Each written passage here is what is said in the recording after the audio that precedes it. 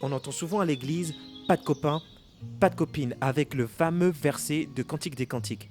Mais dans une génération précoce, avec une société pervertie où tout le monde a accès à plein de trucs obscènes, sexualité dépravée, nudité et plein d'autres choses, faut-il tout interdire ou tout accepter? Et comment agir et où se mettre des barrières quand on est adolescent? Voyons ça tout de suite. Salut les lumières et bienvenue encore sur la chaîne de Naté. Nana. Donc là, on va parler, comme vous avez vu en intro, des relations amoureuses avec les ados, enfin des relations amoureuses quand on est ado, voilà. Ouais. C'est un sujet qui a été donné par une abonnée, donc on a trouvé ça intéressant. Ouais. Et puis surtout, on a une grosse communauté du coup, de jeunes et en particulier d'adolescents qui nous suivent sur les réseaux. Donc on a fait un petit sondage sur Instagram, on a pu voir ça et on s'est dit ce serait un sujet intéressant étant donné que nous-mêmes on a eu des éducations différentes et il y a des choses qu'on aurait préféré qu'on nous dise de telle manière et tout pour éviter plusieurs découvertes ou des choses qu'on aurait cherché auprès des entourages, des copines et tout, etc. quoi. Ouais, parce que pour moi, en fait, il y a deux dangers quand on est ado. C'est que quand on nous interdit tout, c'est un danger.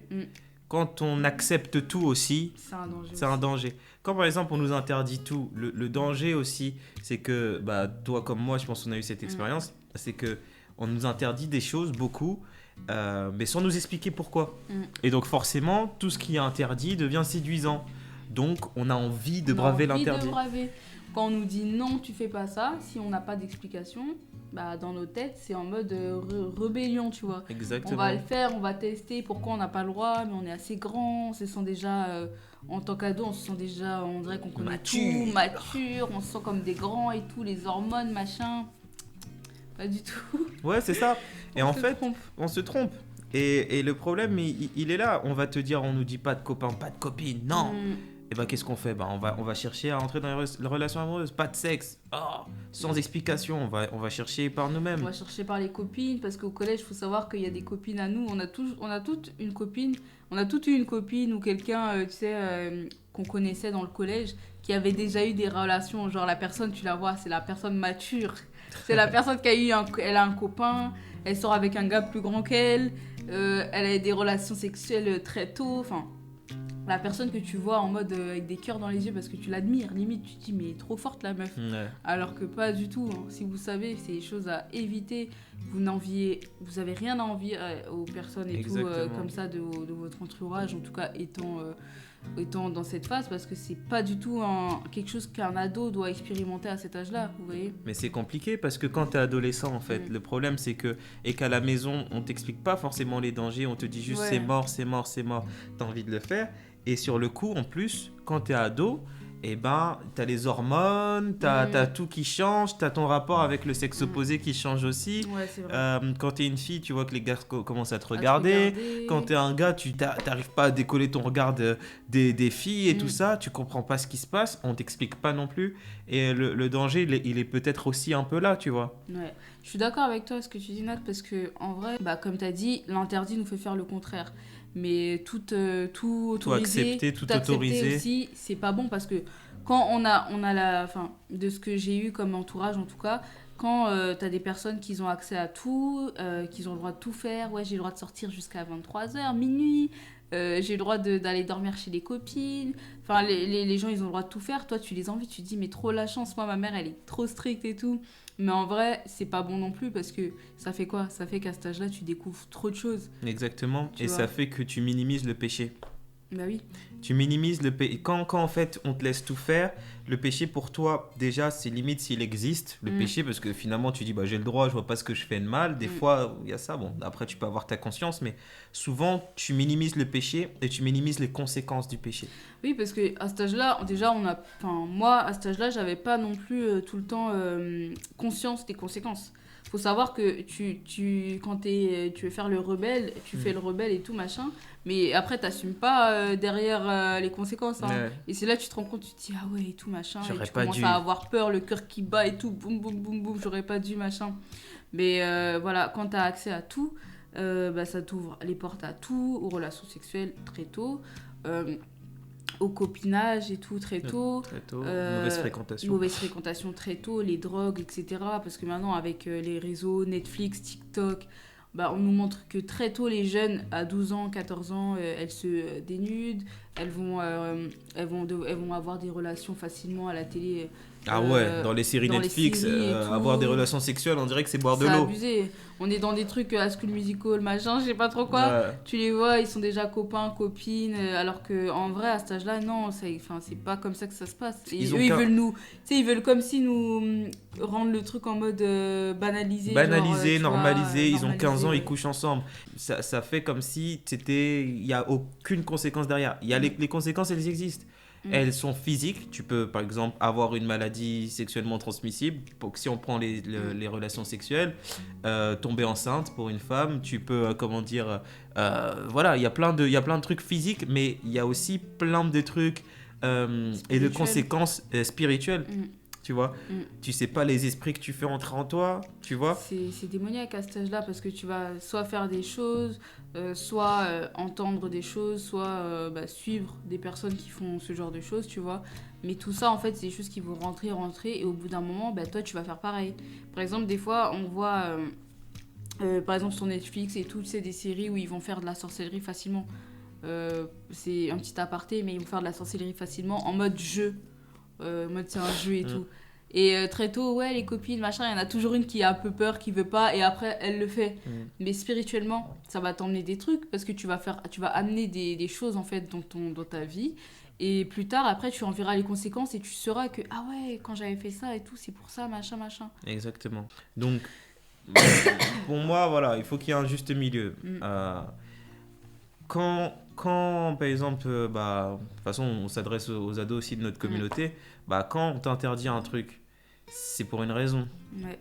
Quand voilà, on te dit qu'il faut éviter de faire ceci, éviter de faire cela, parce que, outre les dangers qui peuvent être visibles, il y en a plein d'autres que tu ne vois pas. On a parlé des dangers spirituels, mais il y a aussi des dangers émotionnels. Tu as envie d'entrer dans des relations amoureuses, t'as 14 ans, 15 ans et tout, tu sais pas en fait tous les dommages que peuvent te faire aussi, le fait d'avoir le cœur brisé, le fait d'être trompé, le fait, voilà, il y a tout plein de choses à savoir. Il faut savoir que toutes ces choses-là, ça va en fait après découler sur toute ta vie en fait.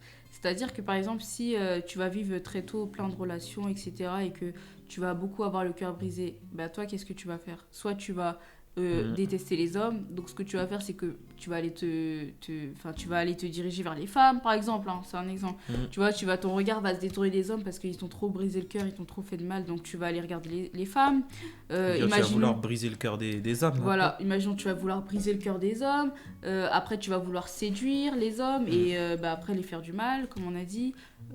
Après, il y a aussi plein de choses émotionnelles, des liens émotionnels que tu vas créer après avec des gens, avec des différents hommes. Du coup, c'est des choses qui vont qui vont faire de toi après la personne que tu es, mais ça va t'impacter énormément dans ta vie future. Il faut savoir que les conséquences, elles sont sur le long terme. C'est pas juste voilà, après t'as fini ton adolescence, t'as fait ta fête et tout, tu t'es bien amusé, t'as vécu ta meilleure vie et après on efface tout. Oui, Jésus-Christ efface tous nos péchés. Oui, quand on le rencontre et qu'on passe par les eaux du baptême, il efface tout. Mais il faut savoir que ça aura des conséquences sur la personne que tu vas devenir. Voilà. Exactement. Et puis il y a un verset justement dans Ecclésiaste qui dit jeune, profite de ta vie, fais tout ce que tu veux, on mettra sûrement le verset et tout ça, mais sache que pour tout ça, à la fin tu passeras en jugement. Exactement. Il faut pas oublier que toutes nos conséquences ont des actes. Tous les actes ont des conséquences. T'as fait comme moi. Moi, je fais toujours ça. J'inverse toujours les termes et tout. Mais tous les actes ont des conséquences. C'est ce que Nat voulait dire, voilà. Je pense. Nous, ce qu'on aurait aimé entendre quand on était ado, c'est on aurait aimé avoir un juste milieu, en fait. Ouais. Et aussi, au-delà d'avoir un juste milieu, avoir beaucoup de communication et de sincérité, de transparence. Exactement. Auprès des parents, de nos parents. Vraiment que nos parents nous parlent avec une aisance de la sexualité. Tu vois, qui nous fasse confiance, qui nous parle qui nous parle de tous les sujets tabous en fait qu'on peut rendre des sujets tabous quoi et inaccessibles, et après on fait un peu n'importe quoi parce que nos parents nous ont jamais parler de ça. Donc ça, c'est des choses qu'on aurait voulu aussi savoir parce que ça nous aurait empêché certaines choses, quoi. Ouais, carrément. Donc voilà, je pense que c'est un petit peu les dangers et tout qu'il peut y avoir quand on nous interdit tout, quand on nous laisse tout faire également. Et aujourd'hui, en fait, pour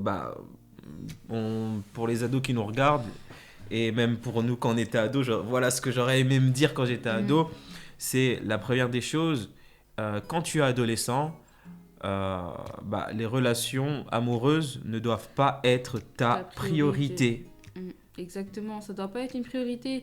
Franchement, à cet âge-là, concentre-toi sur qui tu es, concentre-toi sur tes études, concentre-toi sur ton avenir, franchement, sur tes activités, tes hobbies, tout ce que tu veux. Mais ça doit surtout pas être une priorité. Ça veut pas dire que tu as des copines qui sont déjà dans cet entourage-là, qu'il faut, toi aussi y aller et tout, machin. Sachant que l'entourage est très important aussi. Si tu t'entoures de bonnes personnes, si tu t'entoures de copines qui sont comme toi, qui ont la même pensée que toi, faut savoir que toi, tu vas être influencé dans le bon sens aussi. Mais si tu t'entoures de copines qui sont un peu dévergondées, un peu plus extraverties, toi, tu vas te sentir forcé de faire ces choses-là. Exactement. Pour impressionner. Donc surtout, ne change pas la personne que tu es. Entoure-toi des bonnes personnes. Fais-toi un petit cercle d'amis, t'as pas besoin d'en avoir des tonnes, il suffit d'en avoir quelques-unes, même 2 ou 3, même une, c'est déjà beaucoup. De confiance, vous savez que vous êtes déjà beaucoup. Sur la même longueur d'onde et vous savez que vous avancez ensemble. Pour étayer un petit peu ça, on a pris un verset aussi, donc dans 1 Corinthiens chapitre 7, versets 32 à 33. Celui qui n'est pas marié s'inquiète des choses du Seigneur, des moyens de plaire au Seigneur, et celui qui est marié s'inquiète des choses du monde, des moyens de plaire à sa femme. Alors, moi, pour expliquer pourquoi on a pris ce verset, c'est pour dire que tu es encore adolescent, tu n'es pas en âge de te marier, tu n'es pas en âge du tout même d'être fiancé et tout ça, donc c'est pas maintenant que tu vas commencer à t'inquiéter des moyens de plaire à ta femme, de plaire à une femme. Déjà, toi, tu dois essayer dans ta vie et tout ça, de plaire à Dieu, de savoir quelle est ta voie, en quoi qu'est-ce que Dieu t'a appelé à faire, parce que et on va faire peut-être une autre vidéo sur ça, sur les choses qu'on a à faire dans le monde, mais tu sais que c'est pas parce que t'es chrétien que la seule chose que Dieu t'a appelé à faire c'est être pasteur ou être chanteur de Dieu ou je sais pas quoi. Il y a peut-être que le Seigneur veut que tu sois politicien, plein de choses. Peut-être que le Seigneur veut que tu sois un grand footballeur, que tu sois un grand acteur, que tu sois, il y a plein de choses parce que t'es unique. Et la première des choses que tu dois chercher déjà, c'est qu'est-ce qui te rend unique, qu'est-ce que Dieu il a placé en toi déjà et que tu dois parfaire pour la mission qu'il t'a donnée. Avant de chercher à partager ta vie avec quelqu'un, chercher des relations, franchement, c'est la priorité que tu as, c'est trouve ta voie, sois avec Dieu, passe du temps avec Dieu. Trouve-toi des amis qui vont t'aider à aller de l'avant. Ouais, exactement. C'est pas la priorité. C'est pas la priorité, mais après, il faut savoir qu'on sait, on a tous été ados, ou on l'est encore, pour certains. On a des crushs, on peut très bien avoir un crush. Ça arrive. On sait peut-être même là, tu me regardes, vous étiez déjà en couple. Voilà. T'es déjà en couple, tu penses à ton crush. Voilà. On sait, on peut avoir des crushs, on peut avoir des coups de foudre, des coups de cœur amoureux, bien sûr. Qu'est-ce qu'on fait alors, babe? Mais ce qu'on fait, en fait, c'est simple. Déjà, parlez-en à vos parents, parce que vos parents, ils doivent savoir la vérité. Vous ne devez pas leur cacher que vous avez un amoureux, vous inquiétez pas, vos parents, ils sont passés par là, ils savent très bien qu'à l'adolescence et tout, ça commence, t'as envie d'avoir ton crush, ton copain et tout, ils savent très bien. Donc, ils vont vous comprendre, ils vont pas... surtout, faut discuter avec eux, il faut parler, il faut leur expliquer, il faut les rassurer, parce qu'ils peuvent aussi avoir peur. Mais vous leur dites que voilà, vous avez un crush, etc. et tout. Exact. Et que vous avez envie, par exemple, d'aller au cinéma. Prévoyez, si votre maman elle veut pas vous laisser aller au cinéma, si vos parents ils veulent pas, vous leur dites tout simplement que une grande personne vienne avec vous. Par exemple, une personne que ce soit, même si c'est vos parents, peut-être que vous allez à l'église, peut-être qu'il y a une personne plus âgée à l'église, dont vous avez parlé de votre relation, de votre observation, je sais pas comment on peut appeler ça, votre copinage. Et que voilà, vous voulez lui en parler et puis vous demandez à cette personne-là de vous accompagner. Voilà, de vous accompagner et de vous surveiller. Comme ça, au moins, ça rassure les parents. Les parents, ils sont pas apeurés. Moi, je sais que si j'aurais un enfant, j'aurais fait ça. Si j'aurais un ado, j'aurais fait ça, tu vois. Tu sais, je l'ai fait. T'as demandé à tes parents de... J'ai fait ça. Moi, je devais avoir 16 ans, 17 ans. Mais bon, comme moi je suis le dernier de la famille, on me prenait pour un bébé. Bah oui. Et j'avais une relation, on va dire, avec une autre adolescente à l'église. Et j'en ai parlé à mon père, parce que mon père était pasteur et il faisait des prêches sur la sexualité. Et donc moi, directement, après son prêche, j'ai dit, bon, bah, je vais lui en parler. Et bon, il m'a pas pris au sérieux du tout. Pas du tout. Mais ce qu'il a fait, et mon père est très sage... je confirme. Ouais, et big up à lui. Ce qu'il a fait quand même, c'est qu'il m'a quand même conseillé. Il m'a pas dit arrête, stop, pas de copine, pas de machin. Il m'a clairement dit que pour lui, bon, t'es un peu jeune, c'est un peu voilà. Mais par contre, il m'a dit voilà ce que tu devrais faire. Voilà comment tu devrais observer. Il nous a encadrés quand même. Et voilà, bon, c'était un truc de jeunesse, ça n'a pas duré. Mais il a quand même pris le temps en fait d'écouter. Ouais. Et je pense que ça, c'est important. Bah oui, et puis après, souvent les parents aussi, ce qu'ils font, c'est qu'ils envoient les grands frères, la grande sœur pour vous surveiller. Le prenez pas mal, franchement, le prenez pas mal parce qu'on peut se dire ouais, mais ma mère et tout, elle me fait pas confiance, mes parents ne me font pas confiance, mon père machin. C'est une preuve d'amour en vrai. C'est une preuve d'amour parce qu'ils veulent vous protéger. Donc le prenez pas mal si vos grands, ils sont toujours sur vos côtes, comme on dit. Mais prenez-le bien et puis surtout, sachez que c'est pour votre bien, c'est parce que vos parents vous aiment et qu'on est dans un monde où de nos jours les enfants tout peut se passer. Il y a des jeunes, des adolescents qui se font poignarder au collège, qui se font poignarder à la sortie pour une histoire de copains, de copines, de garçons. Le plus souvent c'est une histoire de garçons, des bastons, donc, des machins. Dites-vous que c'est de pire en pire. Donc vous êtes à l'abri de rien. Si vos parents font ça, c'est pour votre bien. Exactement. Voilà. Donc voilà, bah écoutez, de toute façon pour résumer, c'est ça, c'est priorité, t'es ado, priorité, regarde ta vie, regarde ta voie, cherche-toi, cherche à plaire à Dieu, à faire les choses comme il te demande de faire. Et si par contre tu as des sentiments, parce que c'est normal, soyez encadrés, parlez-en à vos parents, parlez-en aux grands à l'église. Voilà, ils vont comprendre et vous inquiétez pas, il faut toujours communiquer, dire la vérité. Vaut mieux dire la vérité que de cacher et de mentir, ça va vous engendrer encore plus de problèmes. Et on n'est pas dans ça, vous êtes des enfants de Dieu, ou peut-être pas, mais dans tous les cas, la vérité a toujours le dernier mot. Exactement. Donc, écoutez, franchement, je pense qu'on a fait le tour de la question. Voilà. Si vous avez d'autres questions encore par rapport à ça, franchement, n'hésitez pas. En commentaire. On a sélectionné un abonné, du coup, une lumière qu'on va bénir dans cette vidéo. Alors, on prépare la petite vidéo. L'abonné qu'on a choisi s'appelle Barbapapa.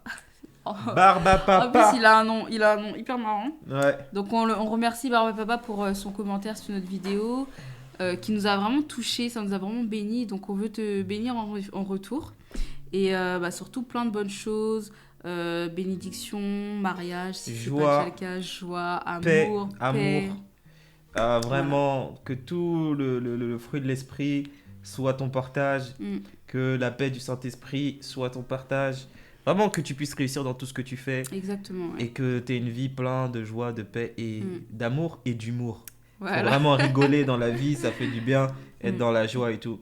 Donc vraiment, paix sur toi, Barbapapa. Ouais, on te bénit et on t'envoie Merci vraiment... pour ton commentaire aussi. Merci pour ton soutien, on t'envoie vraiment toutes les bénédictions, toute la grâce que tu puisses recevoir et voilà.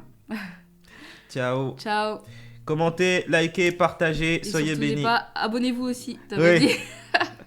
Soyez bénis. Ciao mes lumières.